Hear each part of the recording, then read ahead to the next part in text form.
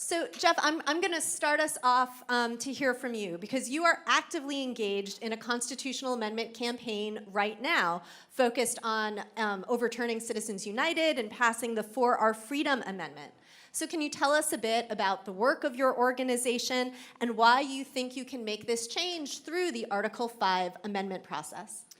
I will, Alicia. Thank you. Thank you so much. We're really glad to be here at this critical conversation. I started where some of the folks who we've heard from already were. I spent most of my professional life as a lawyer in Boston, in a large Boston law firm, as an assistant attorney general and chief of the Public Protection Bureau in the AG's office. I believed in the courts, I believed in the court, and I believed, and that's how I thought constitutional change happened. So I didn't set out to amend the Constitution. I did a brief in the Citizens United case, and the Supreme Court went out to Montana to help Steve Bullock, AG at the time, defend Montana's anti-corruption laws after Citizens United. That was struck down without a hearing. Montana's Supreme Court, we won in 8-1. Think of the implications of federalism and respect for the judiciary when it goes up to the Supreme Court, summarily reversed by the Supreme Court with no hearing for the state that lost an anti-corruption law that they'd had for 100 years, and 24 other states had the same law. What happened next, though, was new to me in my career. Within 2 weeks, 40,000 Montana people signed on to an initiative to put the question to the ballot. Was the Supreme Court wrong? Should they instruct, which they like to do out west, instruct their congressional delegation to get a constitutional amendment to enable the states and Congress within their respective jurisdictions to regulate money in elections? Within no time, it was on the ballot. The governor is a Democrat. The Republican was the lieutenant governor was a Republican. And that year, it was 2012, Mitt Romney beat Barack Obama in Montana by 12 points. This ballot initiative did get on the ballot. It passed 75% to 25%, calling for a constitutional amendment. That's a constitutional conversation that I thought was really interesting. And fast forward now, I won't tell you the whole story, but my book's going to come out next year. You can read the whole story of how we got to here. But I want to, and I am now, as Susan said, a practitioner in some ways in this room, not an academic. And I'm struck by a massive gap in perspective between what we see in the country, and we are in the country in all 50 states, and what we hear or read when we hear about polarization, when we hear about unamendability of the Constitution. That is not at all what we hear in the states. So I want to bring a report from the field, a report in some ways from Americans. If you can't imagine a Republican, if you happen to be progressive, supporting this, talk to Senator Jim Rubin's on our board, New Hampshire Republican. Talk to Bill Cortez. Where's Bill? Our executive director came back from his deployment in the Marines after 9/11, worked on Republican campaigns for 20 years before recognizing how bad the country was because of this out-of-control money problem, and signed on as our executive director. So let me share a little bit about what we've learned in these past years. Because I got to say, when you come into this room, as maybe some did, with hopes, and you hear that this is like Powerball odds, that's not only wrong, and I'll say why it's wrong, it's discouraging. You feel like an idiot, right? I was once a serious lawyer, and you're made to feel ridiculous, and I don't think that's a good message to send when the next phrase is, we better amend the Constitution or all is lost. And then the one after that is, here's my favorite constitutional amendment, or a whole new Constitution. So I want to propose that we just amend step one of that three-step conversation. And now scholars, and these ones in particular, I have deep respect for, and are very serious. So they're not going to do it without evidence. So I just want to offer some evidence that it's actually true, that the Constitution not only is amendable, but in my estimation will be amended. I think ours might be first. It might be the ratification of the ERA, but I think we're in an amendment era that we've heard a lot about, and we'll have 2 or 3 amendments within the next decade. Let me say what we're seeing. So, American Promise, we're not a progressive organization. We don't talk much about our politics because we're Republicans, Democrats, and independents, and that's not helpful to the mission. We are mission-focused. This is the only thing we do. We're going to ratify this amendment. Now, do you feel ridiculous for being on American Promise? If so, you're going to join Navy admirals, Army colonels, combat veterans, experienced politicians from both major parties. They've served in the Senate, they've served in the House, they've served in the White House, former Supreme Court justices, former state Supreme Court justices, a new young generation of leaders, I don't know if Manu Meal's in the room, but who are tired of the broken system and determined to amend the Constitution. And yes, many law professors and experienced lawyers.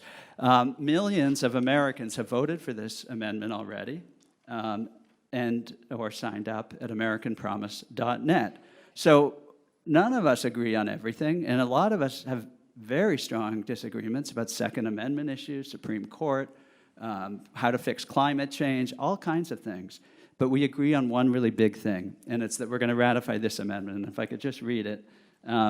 And then I have a couple of remarks to close. We the people, Section 1, we the people have compelling sovereign interests in representative self-government, federalism, and the integrity of the electoral process and the political equality of natural persons. Section 2, nothing in this Constitution shall be construed to forbid Congress or the states within their respective jurisdictions from reasonably regulating and limiting contributions and spending in campaigns, elections, or ballot measures. Section 3, the last section, Congress and the states shall have the power to implement and enforce this article by appropriate legislation and may distinguish between natural persons and artificial entities, including AI, by the way, including by prohibiting artificial entities from raising and spending money in campaigns, elections, or ballot initiatives. So, where are we? What's the evidence? 22 states have followed Montana. 22 states have formally called for this amendment, called on Congress to pass the amendment. We don't need a convention to do this. We don't mind Americans having a convention conversation, pushing for a convention on this or any other issue that they want to push on. We're going to get the votes in Congress. 22 states, 6 of those were ballot initiatives like Montana. We've never lost. It's supported by 3 out of 4 Americans consistently. A recent poll, CBS, showed 70% of Americans think democracy in America is facing dire threats, danger of failing. Get this, 86% of those say it's because of the role of money in our elections. Way higher than political violence, way higher than election denialism. 86% of Americans think this problem that this amendment fixes is the biggest problem. Let me tell you about grassroots campaigns, because that's not what we talk about. Wilfred, my good friend, is absolutely right. We're in an amendment era, and he says the only thing that's missing is a social movement. We have a social movement. We're used to social movements being excluded Americans fighting for a place at the table, as we should, right? That's the story that Jamie Raskin, a lead sponsor of our amendment, tells, as he did this morning. But what would a social movement look like if 86% of Americans already agreed? It would look really different. It would look like American Promise. It would be in rotaries all over America. It would be in local chambers all over America. It would be grassroots formation of local chapters. It would be the kind of ballot initiatives where we had 80,000 Mainers sign on recently. And if you think Republicans in the legislatures are somehow not going to be for this, we passed the Wyoming. Wyoming's taken a lot of hits today. I don't know if anyone's from Wyoming. I think they are fine with 2 senators, myself. But we passed the Wyoming Senate twice this year and once before. Those are almost all Republicans, and I will just read one email from Maine that just came in. Breaking news for the latest evidence. The Maine legislature is considering this amendment right now after 80,000 Maine voters signed to put it on the 2023 ballot. Just got the update. Lead sponsor, Senator Rick Bennett. He's a Republican. Co-sponsor, the Speaker of the House, Rachel Talbot Ross, Democrat. Minority Leader, Billy Bob Falkenham, Republican.